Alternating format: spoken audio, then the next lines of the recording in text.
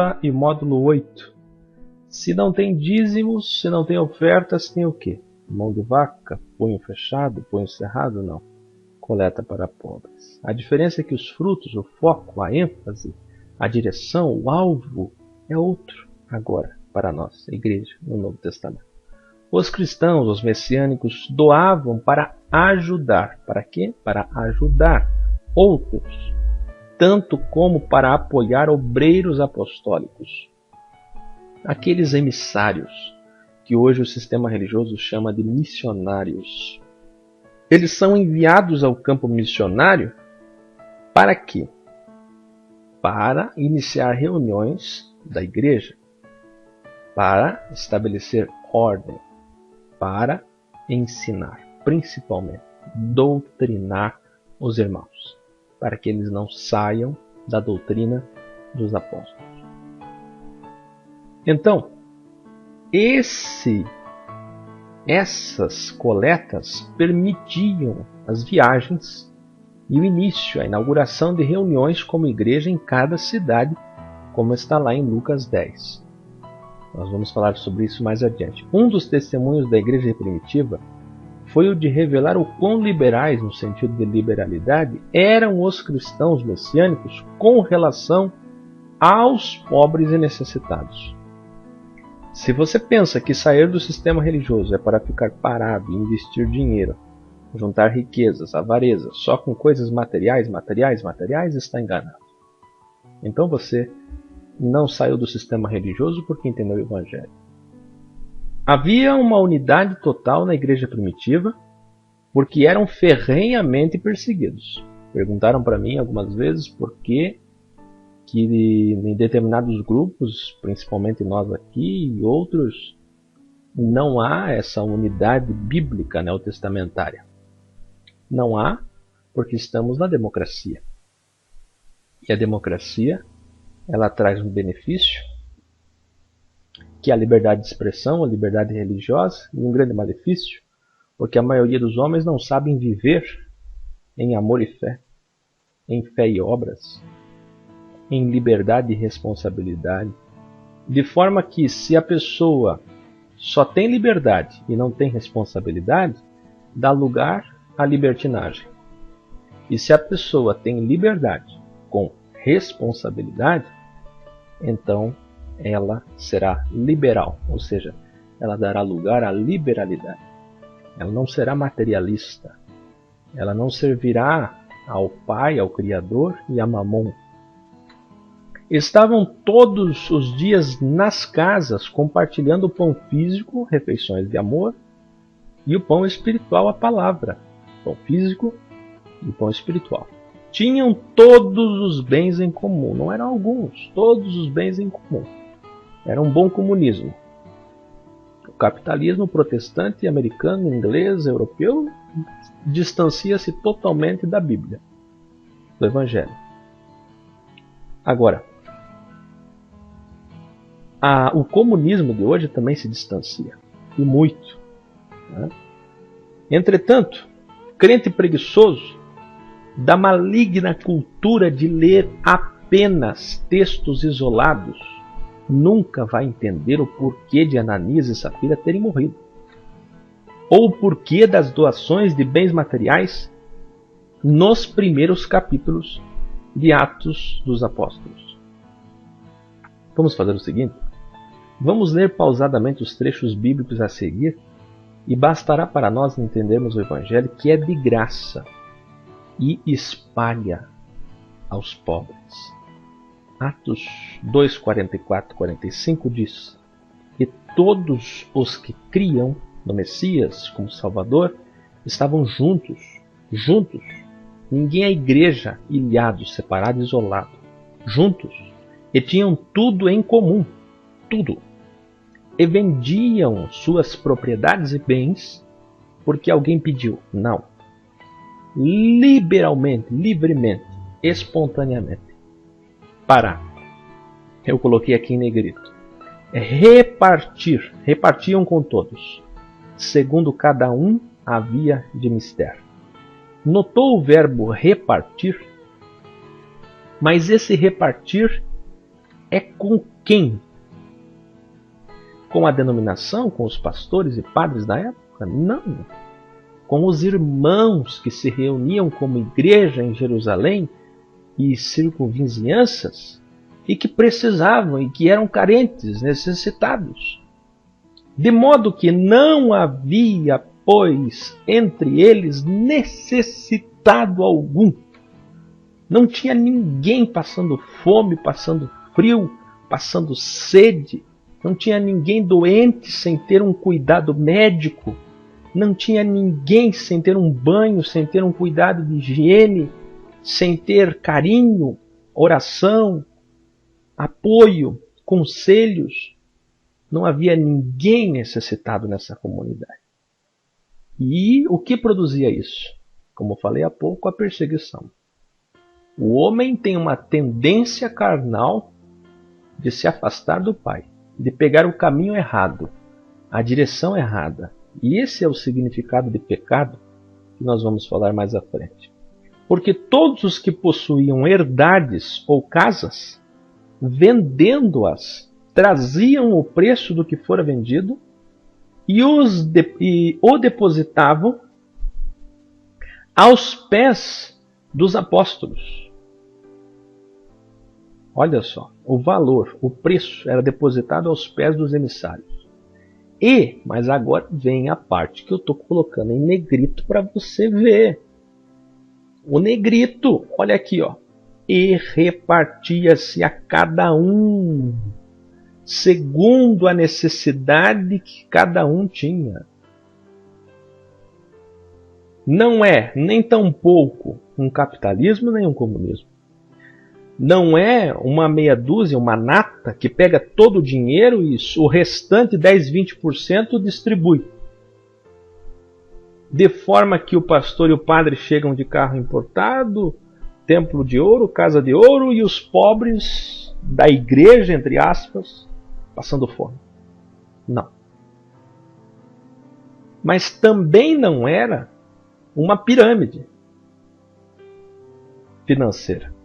E também não era uma quantia que deveria ser repartida entre todos. Não. Era de acordo com a necessidade. Então José, cognominado pelos apóstolos Barnabé, que traduzido é filho da consolação, levita, natural de Chipre, possuindo uma herdade, uma propriedade, vendeu ela, pegou o preço e depositou aos pés dos apóstolos. Esse texto que eu li está em Atos 4, 34 e 37. Número 1. Necessitados. Apenas, exclusivamente, unicamente para os necessitados. 2. Era depositado aos pés dos emissários. Mas em seguida, note, repartia-se segundo a necessidade de cada um. Nenhum enviado do Pai, nenhum emissário tomava aquele dinheiro para si. Nenhum fazia administração para si. Paulo, por exemplo, passou necessidade. Filipenses 4, 11 e 12, outras passagens que nós vamos ver sobre isso mais à frente. E foi ajudado 2 vezes, porque senão ele ia morrer de fome. Ele foi ajudado para não morrer de fome. O Messias deixou claro em Mateus 6 que todas estas coisas, e não todas as demais coisas seriam acrescentadas. Isto é, se você colocar o reino de Adonai na sua vida como preferência, como preempção em primeiro lugar, as coisas que o Messias estava falando no contexto não faltarão. Quais são essas coisas que não faltarão e que serão acrescentadas se você tiver o Messias em primeiro lugar na sua vida? Comida para comer, lugar para dormir e roupa para vestir. Essa é a verdadeira prosperidade. Aquele que ajuda o pobre, Salmo 41, é abençoado na terra, tem saúde, é protegido dos inimigos e é feliz. Não aquele que faz campanha, correntes, sacrifícios, votos e obrigações tolas, mas sim aquele que ajuda o pobre. Aí o cidadão ajuda o pobre uma vez e simultaneamente faz campanhas de milagres em uma denominação, religião, curas, vitórias, etc. E é abençoado. Aí ele ignorantemente atribui isso à sua denominação, ao seu pastor curandeiro, milagreiro, e ao super pastor, estou colocando aqui, que o revelou, profetizou, pregou, curou. Mal sabe ele que foi porque estendeu a mão a um necessitado, como está, por exemplo, no Salmo 41, versículos 1, 2 e 3. Quanto a Ananias e Safira, o que ocorreu foi uma vez só. O que ocorreu uma vez só foi porque o Espírito Santo recém havia descido e a igreja estava em seu ápice. Pensa, era o eclodir, era o começo do pentecostalismo, não o ismo como religião, mas de uma igreja avivada, viva, cheia do Espírito Santo. Porque eles mentiram ao Espírito Santo. Imagina que eles cometeram um pecado para a morte. Nós vamos estudar sobre isso mais adiante. Existem pecados que são para a morte. Eles mentiram ao Espírito Santo em uma comunidade cristã ou messiânica tão verdadeira e unida que ninguém mentia, só eles. Então o grande segredo do porquê eles morreram é porque somente naquela época não havia mentira entre a comunidade dos convertidos. Hoje, quem mente até mesmo ao Espírito Santo não morre imediatamente, como aconteceu com Ananias e Safira, porque não é um que está mentindo. São muitos. A mentira é geral, a corrupção é geral, assim como nos dias de Sodoma e Gomorra, assim como nos dias de Noé. Naquele tempo, ninguém mentia. Note bem, todos tinham tudo em comum. Todos, tudo, todos em comum. Aí, no meio de toda aquela sinceridade plena, aquela entrega, surge um casal materialista querendo dar uma despertinha e mentindo ao Espírito Santo. A punição aconteceu. E aí vem o terceiro item, para produzir temor na igreja da época e em nós hoje. Tanto que todos nós conhecemos essa história e até hoje essa história produz em nós temor. Pedro fez com Ananias e Safira o que é mais ou menos o caso do pecado para a morte do corpo que encontramos nas epístolas. Paulo manda, por exemplo, em 1 Coríntios 5,13: tirai dentre vós a esse iníquo, tirai da mesa, do cálice, não deixe ele cear com vocês, participar das refeições em comunhão. Não se trata de tirar alguém do corpo da igreja, pois isso é impossível, mas trata-se de tirar alguém da mesa do Salvador. Basta você ler 1 Coríntios 10, nós vamos analisar isso mais à frente. Agora vamos para nossos textos áureos sobre coletas para pobres. Vou colocar 2 Coríntios 8 e 9 juntos para melhor entendimento. Diferentemente do que falou um dos maiores líderes religiosos do Brasil, assim, 2 Coríntios 8 e 9 trata-se do maior compêndio teológico sobre dízimos e ofertas. Esse cidadão falou isso na TV. Mentira. O texto inteiro não fala uma vez sequer de dízimos ou de ofertas. Fala de coletas. E o que está escrito, está escrito. Abaixo, vou negritar as partes importantes. O destino das coletas são os cristãos, os messiânicos, os convertidos, os do caminho, pobres da Judéia. Também, irmãos, olha só, vos fazemos conhecer a graça de Deus dada às igrejas, irmãos que se reúnem como igreja da Macedônia, certo? Como em muita prova de tribulação, houve abundância do seu gozo, e como a sua profunda pobreza, em negrito, abundou em riquezas da sua generosidade. Então quer dizer, mesmo em tribulação, mesmo eles não sendo pessoas ricas materialmente, mas a generosidade desses irmãos era rica. Porque mesmo eles não tendo tanta coisa sobrando, abundante, mas a alegria deles era abundante. Por isso que Paulo diz aqui, a abundância do seu gozo. Porque eles estavam estimulados, motivados a ajudar os irmãos necessitados. Por quê?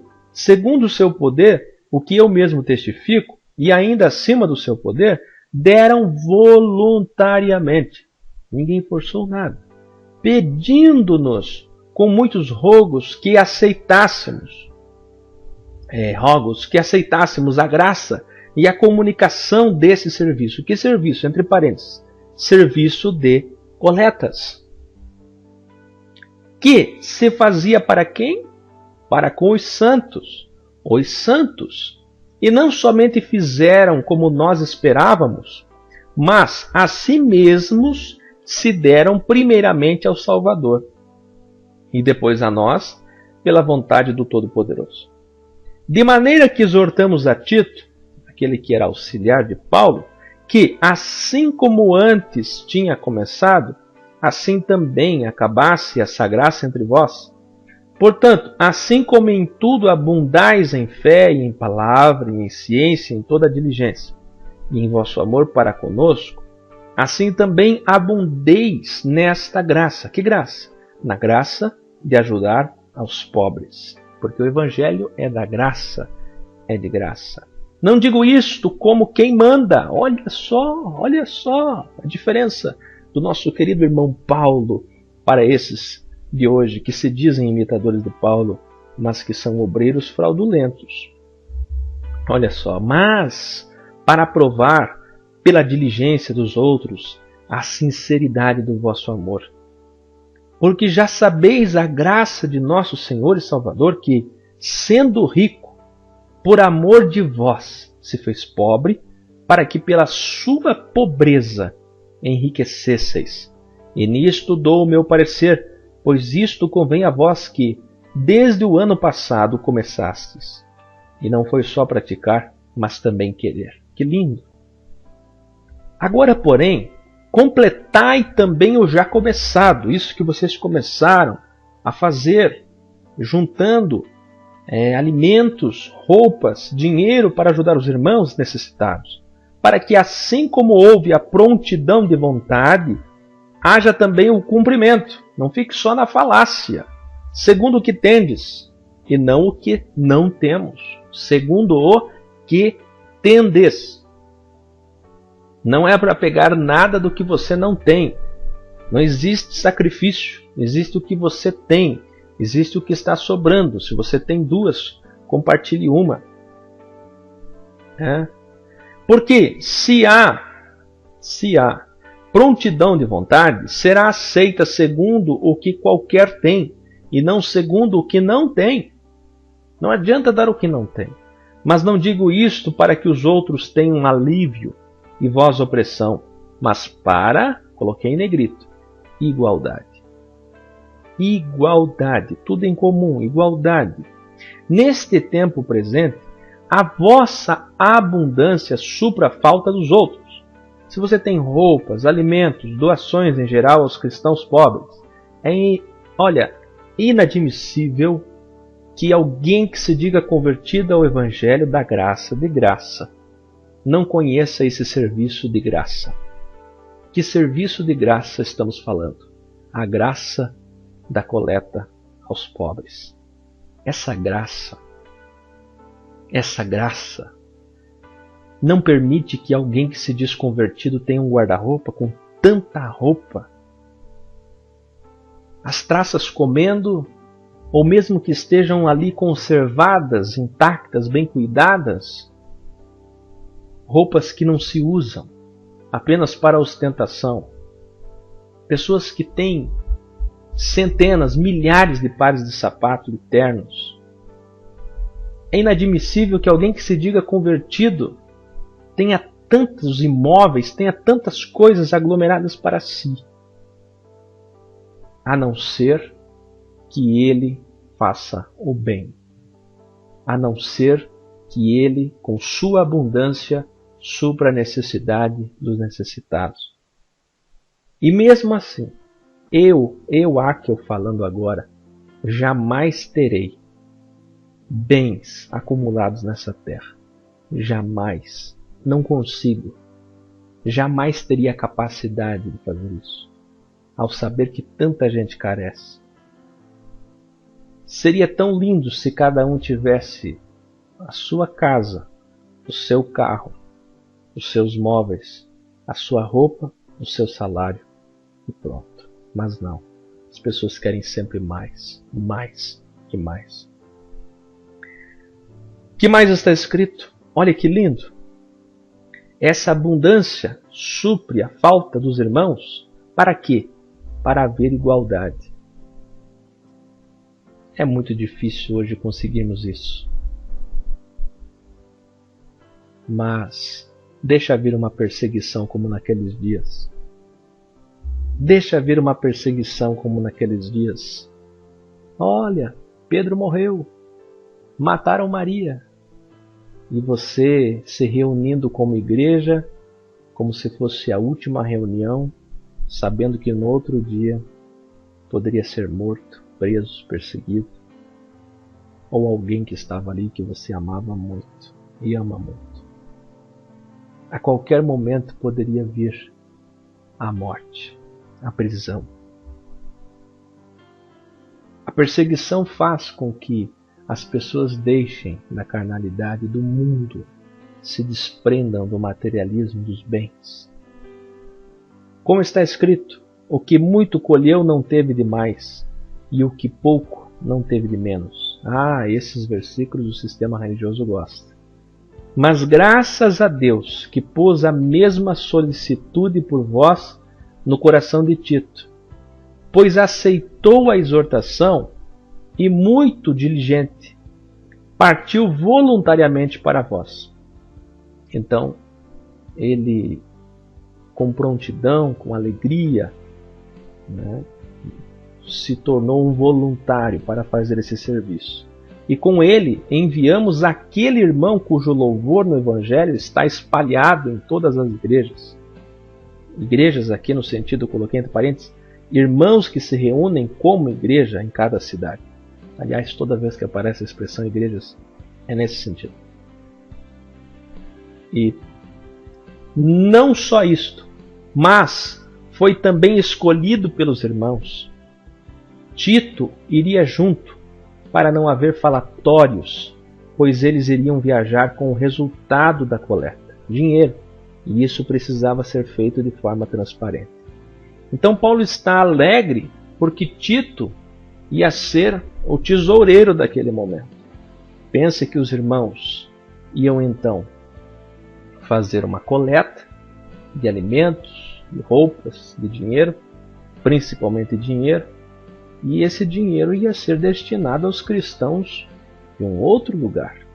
Então ia ter que haver uma logística, um transporte desse dinheiro, uma transparência para que esse dinheiro chegasse intacto nas mãos de todos que realmente, comprovadamente eram necessitados. Bom, o que mais nós temos aqui? Olha só que lindo. Então, Paulo está alegre pela prontidão de Tito. Então, para companheiro da nossa viagem, nessa graça que por nós é ministrada, para a glória do mesmo Salvador.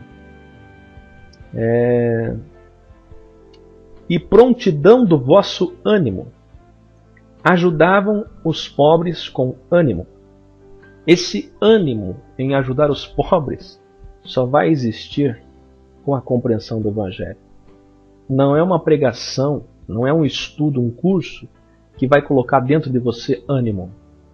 Mas o curso, a pregação, podem ajudar no sentido da exposição do ensinamento do Evangelho, até que esse Evangelho salvífico e transformador entre dentro do seu ser, abunde dentro de você. Quando esse Evangelho estiver plenamente dentro de você, você vai ter ânimo para fazer isso. A ajuda aos pobres será espontânea. Ninguém precisará passar uma salva. Você fará isso com ânimo. Evitando isto, que alguém nos vitupere. O que é que Paulo está dizendo? Que alguém fale mal pelo desvio do dinheiro. Então é importante que Tito vá junto.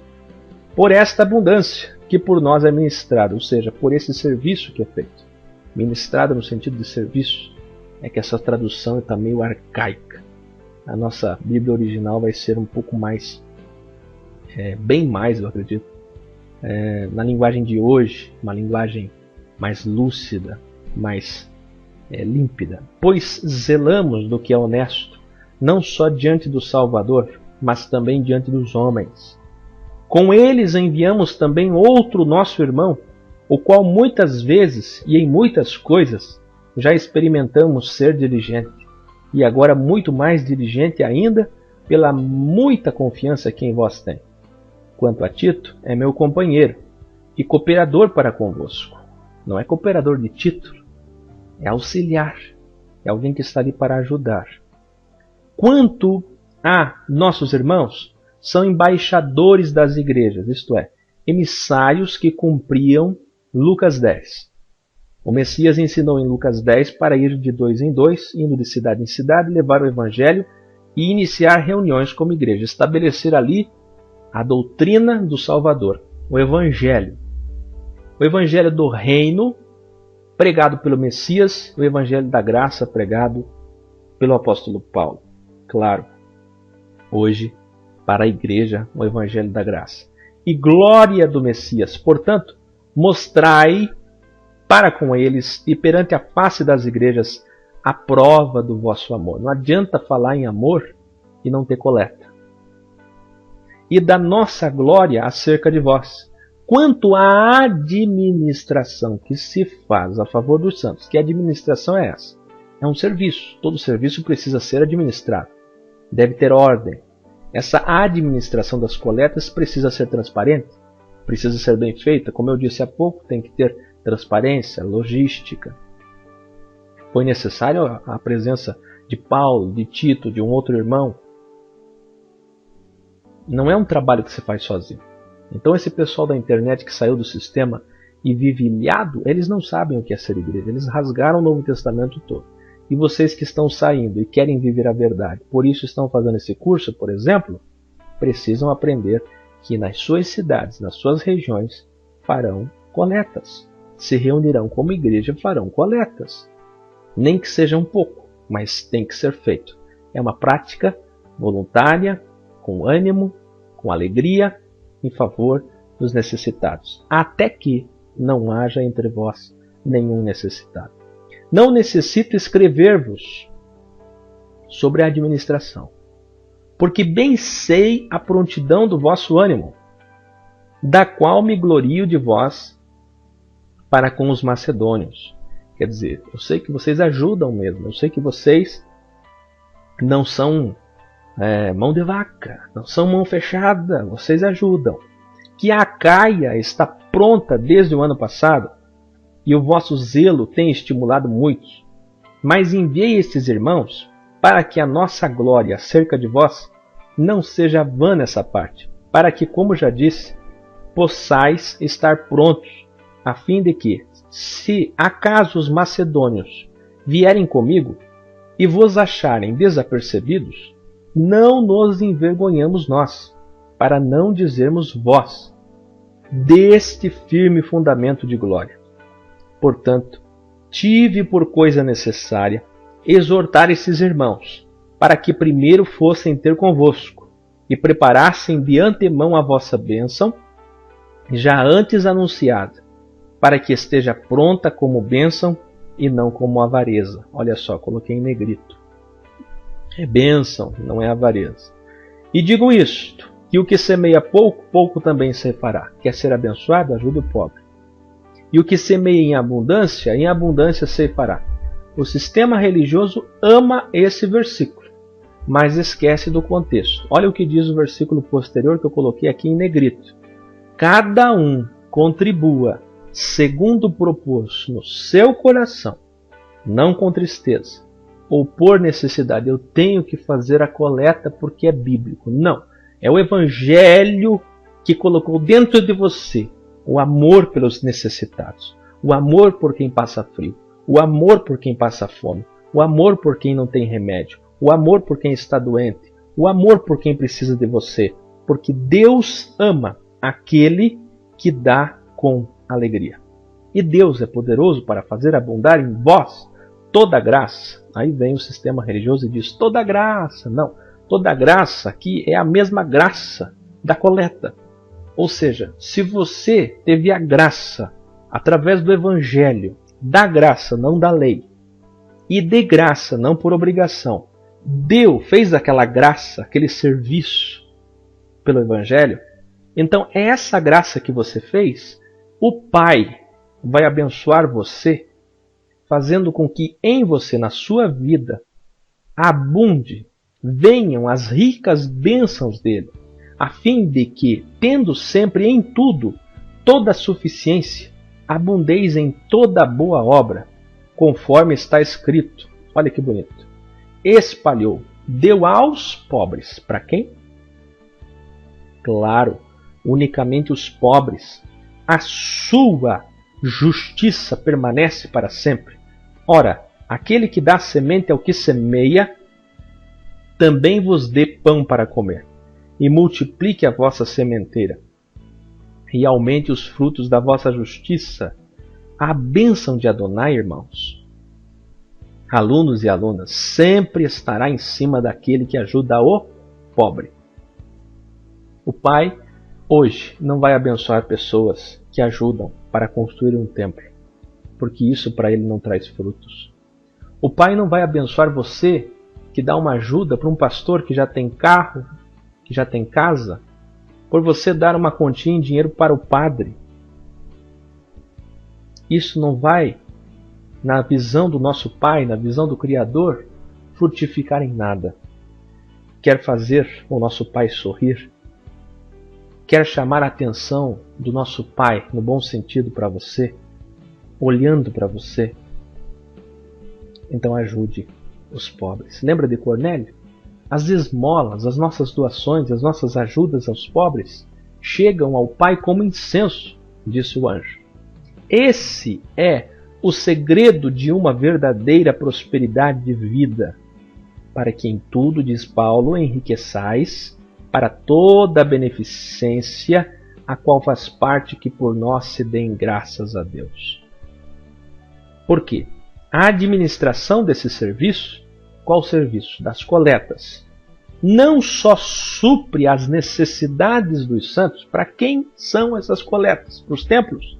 Para os pastores? Para os padres? Para os sacerdotes? Para as religiões? Não, para as necessidades dos santos, suprindo necessidade dos santos. O que são necessidades? Alimentos, roupas, remédios, etc. Mas também é abundante em muitas graças que se dão a Deus, visto como, na prova desta administração desse serviço de coletas, glorificam ao Criador pela submissão que confessais quanto ao Evangelho do Messias.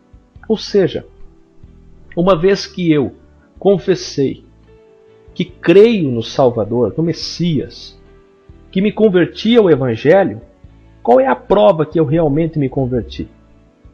Fé sem obras é morta. Qual é a prova que eu realmente me converti? É através, aí continua Paulo, da liberalidade de vossos presentes. Ali essas traduções erradas colocam dons, aí a pessoa fica pensando que dons. Aí tem uma outra conotação hoje, na linguagem do evangeliquez, do catoliquez. Não, dons ali é presentes. Doações, erroneamente traduzida para dons, vide a Bíblia original para melhor entendimento lá no portal EC. Para com eles e para com todos. Essa liberalidade de presentes, dinheiro, roupa, alimentos, e pela sua oração por vós, tendo de vós saudades, por causa da excelente graça de Deus que em vós há, graças ao Criador, pois, pelo seu dom inefável. Ajudar os pobres não é só dinheiro, meus irmãos, viu? É roupa, alimentos e remédios, como já citamos até aqui. Lembre-se que a igreja do primeiro século era como se fosse um hospital para enfermos. As casas dos irmãos recebiam pessoas, ou os irmãos pegavam os doentes e levavam no hospital e pagavam as despesas, cuidavam, acompanhavam, visitavam. Um abrigo para órfãos e viúvas, né? Um restaurante para os pobres, uma obra beneficente para os abandonados pela sociedade, é um asilo para os velhinhos, né? Trabalho com enfermos, usuário de drogas, né? Dependentes químicos, pessoas especiais com alguma deficiência física, enfim, tudo isso é um trabalho da igreja que prova o nosso amor, que prova a nossa conversão ao Evangelho. Nós temos aqui no Eu Quero Uma Igreja pessoas que fazem esse trabalho. Tem uma irmã em Portugal que faz um trabalho lindo lá, o irmão Wilson no Rio de Janeiro e outros tantos irmãos. Você é médico? Trate uma vez por semana de doentes sem cobrar nada. Você é dentista, cabeleireiro, advogado, psicólogo, professor, pedreiro, enfermeira? Doe um dia por semana. Esta é a verdadeira guarda do sábado. Por mês, pelo menos, guarde um dia, deixe um dia para fazer graça, essa graça em favor dos santos, suprindo a necessidade dos santos. Isso também é uma coleta, isso também é ser igreja. Lembre-se, preferência aos domésticos na fé. Quem são os domésticos na fé? Irmãos que se reúnem com você em sua região como igreja. Esses irmãos que estão do seu lado, que cantam com você, que oram com você, que te abraçam nas reuniões como igreja, ou online, nos hangouts, nas conferências, Skype, Facebook, YouTube, seja onde for, são pessoas que o Pai colocou em seu caminho. Portanto, fazem parte da classe dos próximos. Eles são os seus próximos. E você deve dar preferência aos domésticos na fé, aqueles que são teus irmãos, aqueles filhos na fé, aqueles irmãos na fé. Depois, em segundo lugar, nós vamos para os indoutos em geral, pessoas não convertidas ao Evangelho, descrentes, e que precisam de uma obra que comprova a fé para crer no Evangelho. Pois a fé sem obras é morta. E olha que Lutero, que morreu padre, queria tirar Tiago da Bíblia. O livro de Tiago, né? A carta de Tiago da Bíblia. Sobre salários para obreiros falaremos mais adiante. Para encerrar essa aula, seguem dois textos. Também em 1 Coríntios 16 aborda o tema das coletas. Veja só. Ora, quanto à coleta que se faz para os santos, note bem, para os santos. Está lá em 1 Coríntios 16. Fazei vós também o mesmo que ordenei aos irmãos que se reúnem como igreja na Galácia. No primeiro dia da semana, domingo, cada um de vós ponha de parte o que puder ajuntar, conforme a sua prosperidade. Novamente o apóstolo Paulo dizendo o que você tem, para que não se façam as coletas quando eu chegar. Então Paulo está dizendo, façam essas coletas fora das reuniões. E não 1, 2, 3 e até 8 ofertas, 8 coletas em um culto, entre aspas, em uma reunião. E pior, o destino dessas ofertas e coletas denominacionais religiosas quase sempre não é os pobres. Então está errado, está totalmente errado. É dinheiro sendo jogado fora. É por isso que naquele dia o Messias vai dizer, apartai-vos de mim, não conheço vocês. Tive fome, não me deste de comer, tive sede, não me deste de beber. Nós vamos falar sobre isso ainda mais à frente. Então, quando eu chegar, Paulo, entregarei cartas de recomendação aos homens que vocês aprovarem. O que é isso? Havia aprovação, votação da igreja local para escolher irmãos com boa reputação, isto é, caráter, que levariam o dinheiro aos irmãos pobres, como no caso de Tito. Lembra que nós lemos agora há pouco Paulo dizendo que Tito é uma pessoa que não precisava de nenhuma recomendação, porque o testemunho dele é notório entre todos. O que é isso?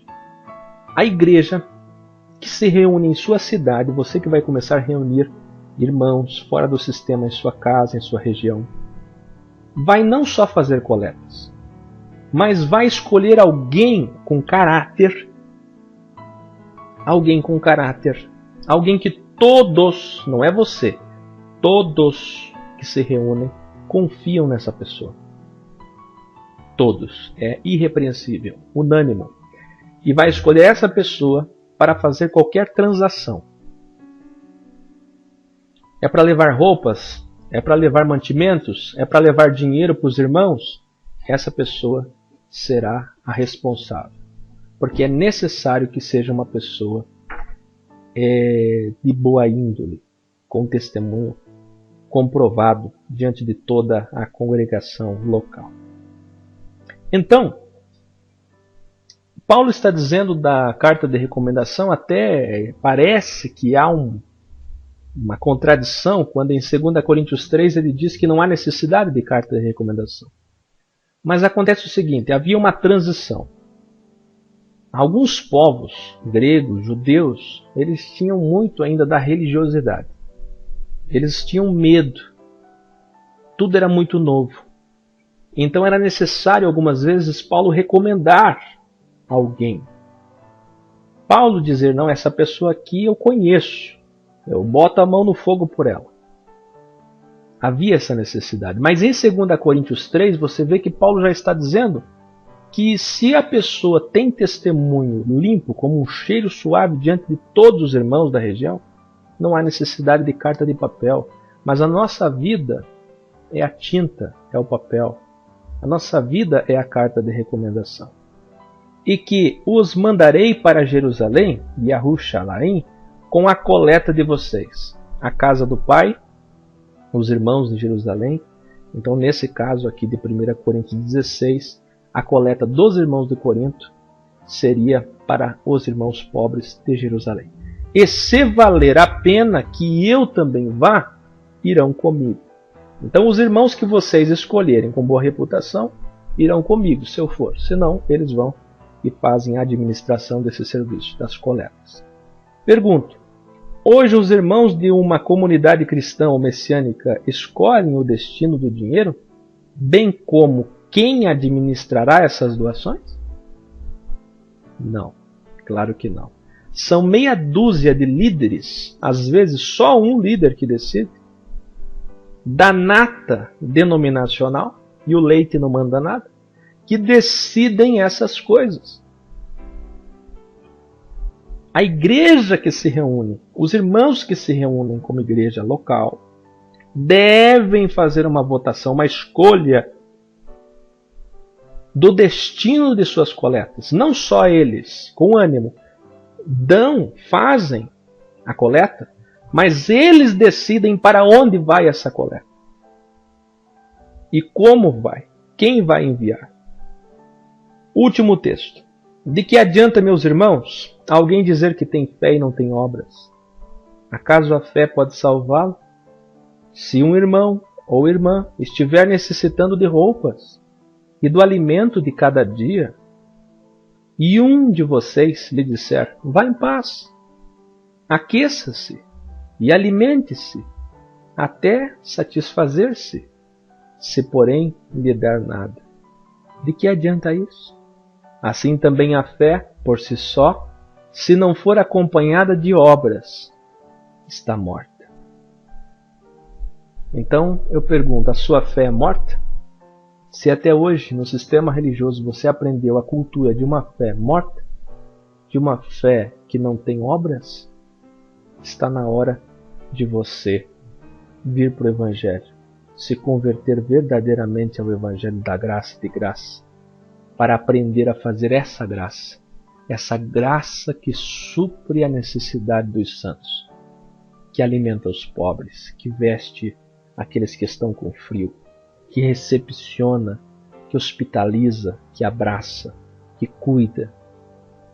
Então, veja bem, termina dizendo Tiago, mas alguém dirá, você tem fé?